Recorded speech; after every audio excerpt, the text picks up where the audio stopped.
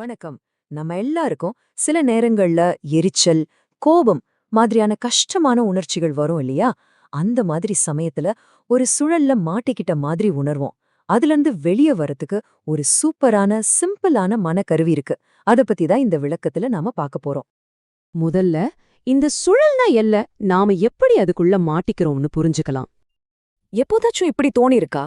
நீங்க படுற ஒரு சின்ன எரிச்சல்லையே நீங்க மாட்டிக்கிட்ட மாதிரி. ஒரு பெரிய லைன்ல நிக்கிறீங்கன்னு வச்சுக்கோங்க.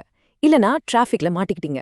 அப்போ நமக்கே தெரியாம உடம்பெல்லாம் ஒரு மாதிரி டைட் ஆகும்ல, அந்த ஃபீலிங் தான் இது. இப்போ இந்த ஒரு சூழல கற்பனை பண்ணி பாருங்க. ஒரு பெரிய வரிசை, கொஞ்சம் கூட நகரல. உடனே என்ன ஆகும்? தாடையெல்லாம் இறுகும், மனசுக்குள்ள 1000 யோசனை ஓட ஆரம்பிக்கும். நம்மள பல பேருக்கு இது ரொம்பவே பழக்கமான ஒரு அனுபவம் தானே. சரி, இதுக்கு பேர் என்ன தெரியுமா? இதுதான் தானியங்கி எதிர்வினை சங்கிலி, அதாவது ஆட்டோமேட்டிக் ரியாக்ஷன். ஒரு சின்ன விஷயம் நம்மள தூண்டும், அது உடனே டென்ஷனை கொண்டு வரும். அந்த டென்ஷன் இன்னும் நெகட்டிவ் எண்ணங்களை கொண்டு வரும், அது இன்னும் டென்ஷனை உருவாக்கும். இது ஒரு முடிவே இல்லாத ஒன் டைம் மாதிரி போய்கிட்டே இருக்கும். ஆனா ஒரு நல்ல விஷயம் என்னன்னா, இந்த சங்கிலியை நம்மளால உடைக்க முடியும். அப்போ எப்படி இந்த சூழலை உடைக்கிறது? அதுக்கு தான் இந்த 6R முறை இருக்கு. ரொம்ப சிம்பிளான ஆனா ரொம்ப பவர்ஃபுல்லான ஒரு தீர்வு இது. 6R முறைனா என்ன? ரொம்ப சிம்பிள். நமக்குள்ள வர்ற கஷ்டமான உணர்ச்சிகளுக்கோ இல்ல கவனச்சிதறல்களுக்கோ உடனே கோபமா எதிர்வினையாற்றாம கொஞ்சம் நிதானிச்சு கவனத்தோட பதில் கொடுக்கறதுக்கு இது ஒரு பயிற்சி. இதுல மொத்தம் 6 ஸ்டெப்ஸ் இருக்கு. கேக்குறதுக்கு ரொம்ப சிம்பிளா இருந்தாலும் இதோட தாக்கம் ரொம்ப ரொம்ப அதிகம். இதோ அந்த 6 படிகள். 1 அறிதல், 2 விடுவித்தல், 3 தளர்த்துதல், 4 மீண்டும் புன்னகைத்தல், 5 திரும்புதல், கடைசியா 6 மீண்டும் செய்தல். இதுதான் நம்மளோட ப்ளூ பிரிண்ட். வாங்க இப்போ ஒவ்வொன்னையும் கொஞ்சம் டீட்டெயிலா பார்க்கலாம். இந்த ஸ்லைடு பாருங்க. இது ஒரு முக்கியமான விஷயத்த ரொம்ப அழகா சொல்லுது. ஒவ்வொரு நிமிஷமும் நம்மகிட்ட ஒரு சாய்ஸ் இருக்கு. ஒன்னு, நம்ம உணர்ச்சிகள் இழுத்த இழுப்புக்கெல்லாம் போய் டென்ஷன் ஆகி கஷ்டப்படலாம். இல்லனா இந்த 6R முறைய பயன்படுத்தி அமைதியா நிதானமா பதில் சொல்லலாம். சாய்ஸ் நம்ம கையில தான் இருக்கு. சரி, இப்போ வாங்க இந்த 6R முறை எப்படி வேலை செய்யுதுன்னு பார்க்கலாம். நம்ம முதல்ல பார்த்தோமே அந்த வரிசையில நிக்கிற உதாரணம், அதையே வச்சு ஒவ்வொரு படியா நாம இப்போ பார்க்க போறோம். முதல் படி அறிதல். இது ரொம்ப சிம்பிள்.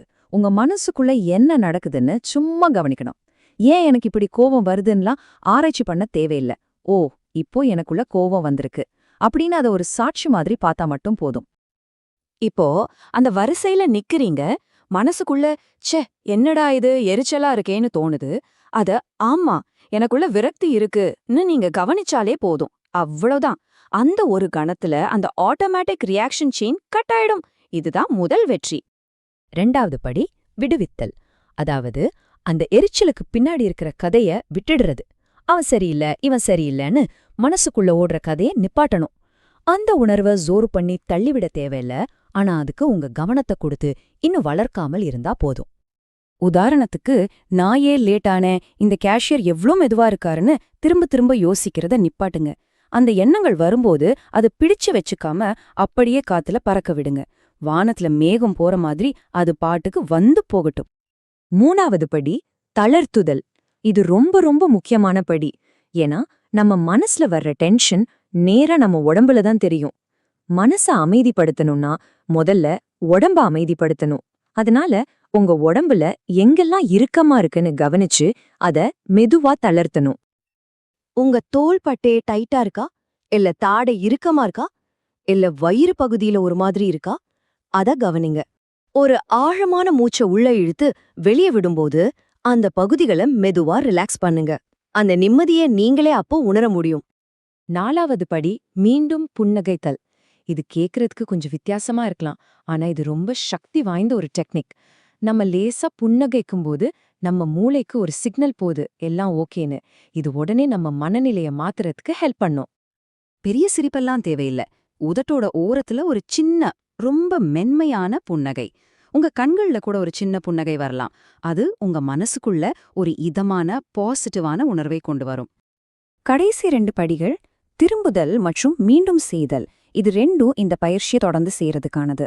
உங்க கவனத்தை மெதுவா இப்போ நீங்க இருக்கிற இடத்துக்கு, நிகழ்காலத்துக்கு கொண்டு வாங்க. மறுபடியும் மனசு எங்கேயாச்சும் ஓடுச்சுன்னா அதை பத்தி கவலைப்படாதீங்க. ரொம்ப இயல்பு. மறுபடியும் முதல் படியிலிருந்து இந்த 6 படிகளையும் செய்யுங்க. சரி, இந்த 6R முறை வெறும் தியானம் பண்ணும்போது மட்டும் பயன்படுத்துறதில்ல. நம்மளோட அன்றாட வாழ்க்கையில பல இடங்கள்ல இது நமக்கு ஒரு சூப்பர் பவர் மாதிரி உதவும். அது எப்படின்னு பார்க்கலாம். இத உங்க புது மென்டல் டூல் கிட்டா நினைச்சுக்கோங்க. ஆபீஸ்ல வர கோபத்தை சமாளிக்கணுமா, இல்ல ஒரு முக்கியமான மீட்டிங்க்கு முன்னாடி வர பதட்டத்தை குறைக்கணுமா, டிராஃபிக்ல பொறுமையா இருக்கணுமா, ஏன் உடம்புல வர வலிய தாங்கிக்கிறதுக்கு கூட இது உதவும். எதிர்காலத்தை பத்தின கவலைய நிர்வகிக்க இப்படி பல விஷயங்களுக்கு இந்த 6R ஒரு அருமையான கருவி. ஆக மொத்தத்துல இந்த 6R முறை நம்ம வாழ்க்கையில என்ன பெரிய மாற்றத்தை கொண்டு வருதுன்னு பார்த்துட்டு ஒரு முக்கியமான சிந்தனையோட இந்த விளக்கத்தை முடிப்போம். இங்க நாம புரிஞ்சுக்க வேண்டிய முக்கியமான விஷயம் என்னன்னா, இந்த 6Rகள் உங்களுக்கும் உங்க மனசுக்கும் இருக்கிற உறவையே மாத்துது.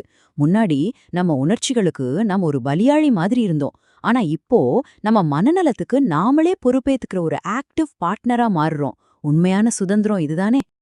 இந்த டெக்னிக்கா உருவாக்குன பந்தே விமலாராம்ஜி சொல்ற ஒரு சக்தி வாய்ந்த மேற்கோள் இது. அவர் என்ன சொல்றாருன்னா, ஒவ்வொரு தடவையும் நீங்க 6R செய்யும்போது பேராசைய விட்டுடுறீங்க.